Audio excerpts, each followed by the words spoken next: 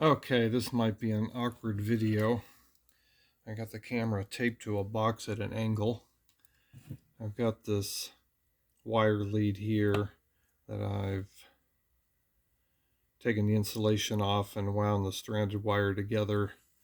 And I'm going to pre-tin this wire with some solder.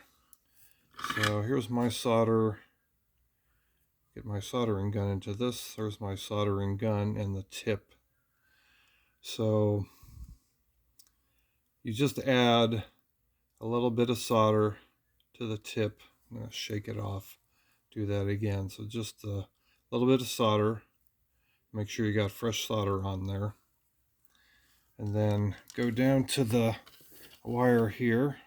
Hopefully I don't block it. And put the tip on the wire. Feed the tip. And then work your way towards the wire. So now you got solder on the wire. May not be on both sides because I got it laying on the table here, so I'll turn it over. And now it's sticking up. I should have done it that way in the first place. Put some solder on the tip.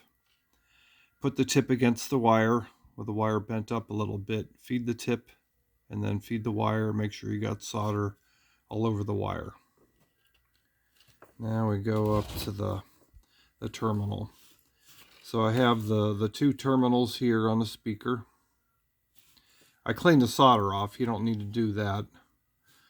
You want to put a little bit of solder on the tip and then put the tip on the terminal and then feed the tip and then feed the terminal so you have lots of solder on it.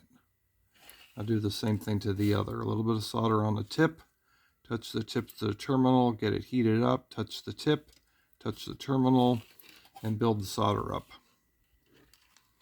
Then you can make a mechanical connection, but I never do that. You could stick the wire through the hole in the terminal, bend the wire over, and then solder it. But I like to pre-tin the wire.